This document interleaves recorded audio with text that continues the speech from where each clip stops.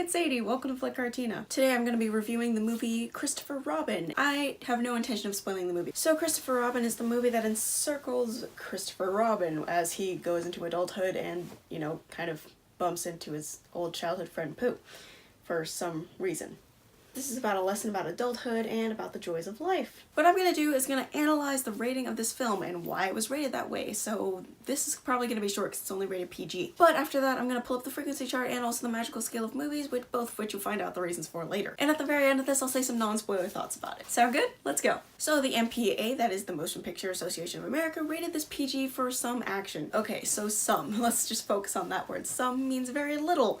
And that is true. So the action part of this was not very action-ish. There are some scenes during the war and there's explosions and there's people coming home from the train. One guy's in a sling, one guy has like a bandage over his face. There's nothing gory involved that I remember, just a lot of dirt and ash. And that's pretty much it. For the movie, I don't remember anything about language or innuendos or anything like that to that extent. It was just rated PG for some action, but it is a true PG rated film. And I'd even say this was more toward the G spectrum of things instead of the PG spectrum. So I'm gonna pull up the frequency chart and we're gonna rate this film on a scale of 1 to 10 on how frequent the elements of this film rating are. Is that proper grammar? No, it's not. Oh.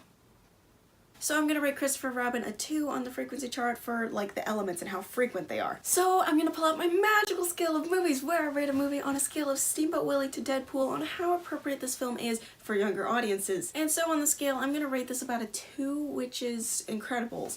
It's really appropriate. I would even say it's probably on the Steamboat Willie level, but just in case, I'm gonna rate it a 2. So if you understand the elements in The Incredibles, then you will understand sort of to some effect the elements and how frequent they are and how intense they are in Christopher Robin. And in terms of whether or not you want your kids to see this. I mean, this is a really kid-friendly movie, a little bit slow. Speaking of slow, let's move on into what I think about this movie. Obviously this movie is centered around Christopher Robin and his journey into adulthood and journey back into childhood, but Pooh is a very prominent character in this, and it's kind of like that little conscious nagging at you like, hey, remember me? Yeah, you wanna play? You want a balloon? The kid voice in your head that's like, you should really buy that stuffed animal, but you're like, no, money and funds.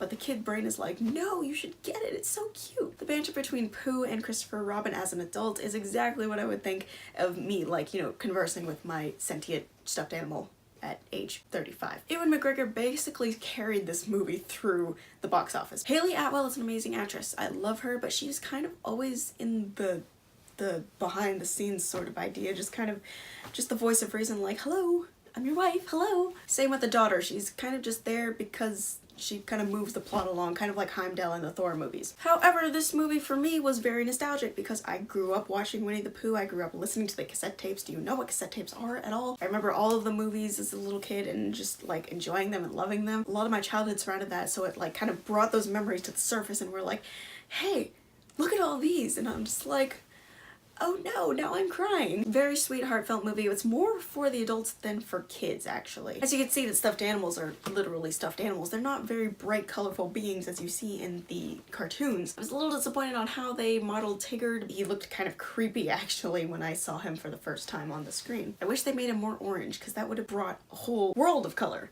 to this film. Obviously, this is set in London, which is the, city of drab, as seen by Wonder Woman and now Christopher Robin. So the color scheme was kind of throwing me off, but it was nice to see, like, Pooh's red shirt or his red balloon in the midst of all of that.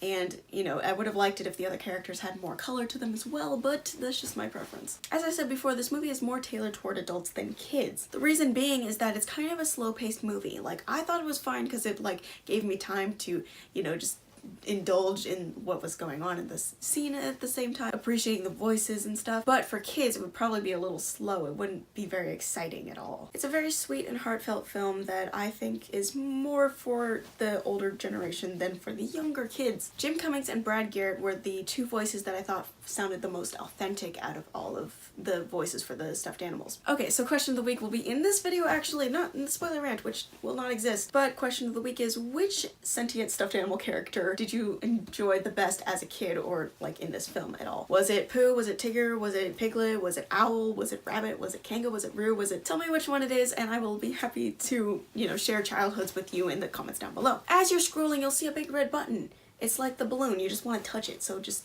touch the button and just see what it does. It'll probably be all good things, because all the good things come in red. Thank you guys so much for watching, have a great random Thursday. I'll see you on the other side of the screen. Bye!